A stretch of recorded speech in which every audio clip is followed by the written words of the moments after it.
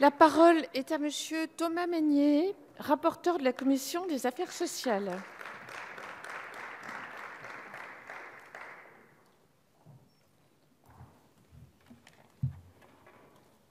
C'est long, hein ?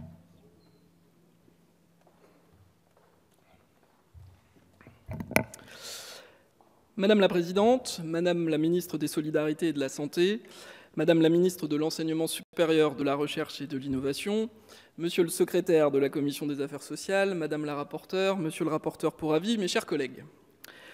Nous examinons aujourd'hui le projet de loi relatif à l'organisation et à la transformation du système de santé. Ce projet de loi, Ma Santé 2022, comme j'ai pris l'habitude de le nommer, tant il représente une part importante du plan présenté par le Président de la République le 18 septembre dernier. Un plan Ma Santé 2022 ambitieux, issu de plusieurs mois de travail et de concertation avec tous les acteurs, après que vous ayez, Madame la Ministre, lancé avec le Premier ministre la stratégie de transformation du système de santé il y a plus d'un an. Quel constat partageons-nous avec les Français qui nous conduisent aujourd'hui à débattre de ce projet de loi ? Un système de santé à bout de souffle, n'ayant pas connu de réforme structurelle depuis 1958, à une époque où nous étions moins nombreux, nous vivions moins longtemps, une époque où on avait pensé le système par sa tête, avec les centres hospitaliers universitaires, un système que nous voulons aujourd'hui remettre sur ses pieds. Nous partons du terrain pour répondre aux besoins des Français. Les Français le disent depuis longtemps. Ils nous l'ont répété lors de chaque réunion du grand débat.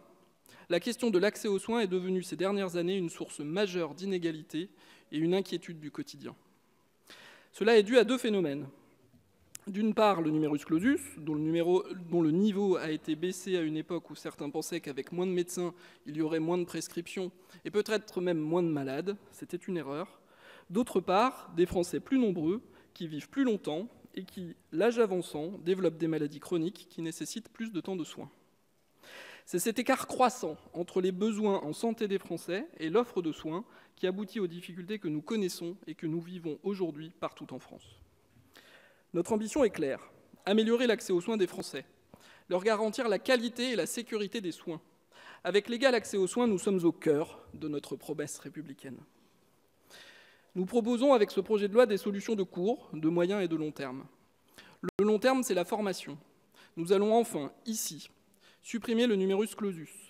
Nous allons former plus de médecins, aux profils plus divers, et surtout nous allons mettre fin à ce gâchis humain qui faisait que chaque année, de brillants bacheliers quittaient l'université après 2 ans d'études sans aucun diplôme en poche. Nous le savons, ces médecins plus nombreux n'arriveront que dans 10 ans. Mais ce n'est pas pour autant qu'il ne faut pas supprimer le numerus clausus. D'ailleurs, si cela avait été fait avant, nous ne serions pas aujourd'hui dans la situation difficile que nous connaissons. Ce projet de loi va nous permettre de former davantage de médecins. Il va aussi nous permettre de nous assurer du parfait maintien de leurs connaissances et de leurs compétences via la certification périodique, une révolution. D'ici là, l'attente est grande et nous entendons y apporter des solutions, y répondre de manière cohérente et innovante. La solution, ce n'est pas la fin de la liberté d'installation des médecins. Aujourd'hui, trop peu de médecins s'installent en médecine libérale. Certains pensent qu'en ajoutant des contraintes à l'installation, cela améliorerait les choses. En réalité, c'est tout le contraire. Plus de contraintes, c'est encore moins d'installations en libéral, moins de médecins sur le terrain. Je repousserai systématiquement toutes les mesures visant à contraindre les médecins, pas dans une logique corporatiste, comme le diront certains, mais par souci d'efficacité. Notre volonté, rendre la médecine libérale plus attractive. Rendre la médecine libérale plus attractive pour les professionnels et les soins plus accessibles pour les patients, c'est tout l'objet de cette réforme. L'exercice isolé de la médecine, c'est fini.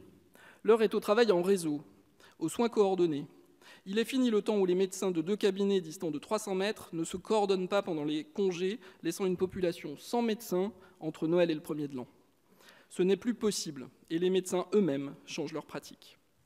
Il faut décharger les médecins des tâches administratives superflues, les futurs assistants médicaux y participeront. Il faut plus d'organisation des professionnels entre eux. Plus de partage de compétences au travers d'un exercice coordonné entre professionnels de santé, médecins, pharmaciens, infirmiers, dentistes, kinés, sages-femmes. C'est en ce sens que j'ai présenté plusieurs amendements adoptés en commission des affaires sociales visant à permettre aux pharmaciens de délivrer sous protocole de la Haute Autorité de Santé pour les maladies du quotidien, l'angine, la cystite par exemple, Ils pourront également renouveler des traitements chroniques et les infirmiers pourront adopter les posologies de certains traitements comme les anticoagulants en fonction de résultats de prise de sang.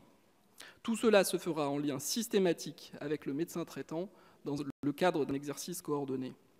Ce sont des réponses concrètes, immédiates, aux besoins des Français pour leur faciliter l'accès aux soins.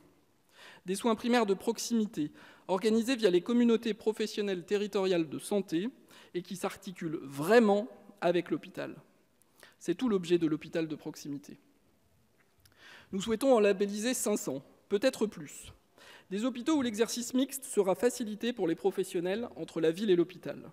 Et parce que proximité rime avec qualité et sécurité des soins, ces hôpitaux offriront, en soutien à la médecine de ville, des services de médecine avec des consultations avancées de spécialistes. Ils donneront accès à un laboratoire de biologie, des équipements de radiologie. Ils pourront offrir des services d'urgence, des centres de périnatalité, des services de soins de suite, des équipes mobiles de soins palliatifs. Tous les soins dont on a besoin au plus près de chez soi. Proximité rime avec qualité, je l'ai dit. Proximité rime aussi avec modernité. Et c'est l'enjeu de ce projet de loi qui, par son virage numérique, fait entrer notre système de santé dans le XXIe siècle. Le numérique offre la possibilité aux professionnels de gagner du temps et aux patients de s'approprier leur santé. Être acteur de sa santé, c'est ce que permettra l'espace numérique de santé, conçu comme une plateforme d'application où vous pourrez retrouver votre dossier médical partagé, votre dossier pharmaceutique, votre carnet de vaccination électronique et toute application que vous avez peut-être déjà sur votre téléphone et dont vous pourrez partager les données avec votre médecin.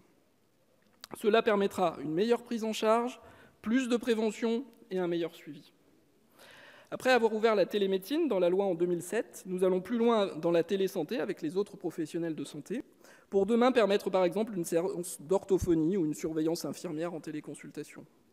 Nous nous engageons également dans la e-prescription pour plus de sécurité dans les ordonnances et des aspects plus pratiques au quotidien pour vous dépanner lorsque vous manquez de médicaments alors que vous êtes loin de chez vous. Tout cela sera mis en place dans les prochains mois grâce à cette loi. Cette loi que nous examinons aujourd'hui, après plus de 40 heures d'audition menées à l'Assemblée, près de 24 heures de débat en commission des affaires sociales et 169 amendements adoptés provenant de tous les bancs.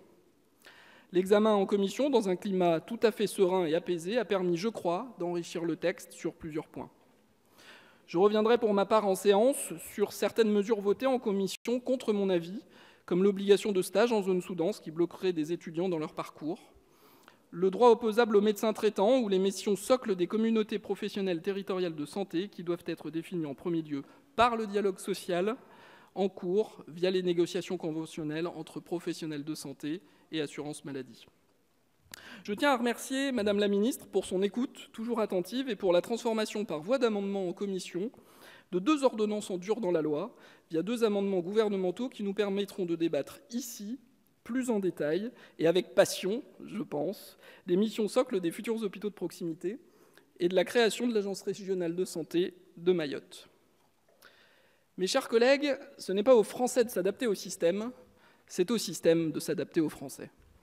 Fin du numerus clausus, plus de médecins formés, des professionnels organisés en équipes pluridisciplinaires sur le terrain pour plus de soins coordonnés, de partage de compétences, des hôpitaux de proximité modernisés, le virage du numérique en santé, cette loi Ma Santé 2022 est une chance. Une chance pour transformer enfin notre système de santé, donner à chaque Français, quel que soit son âge, son niveau de vie, son code postal, un égal et un meilleur accès aux soins. Je vous remercie. Merci, monsieur le rapporteur.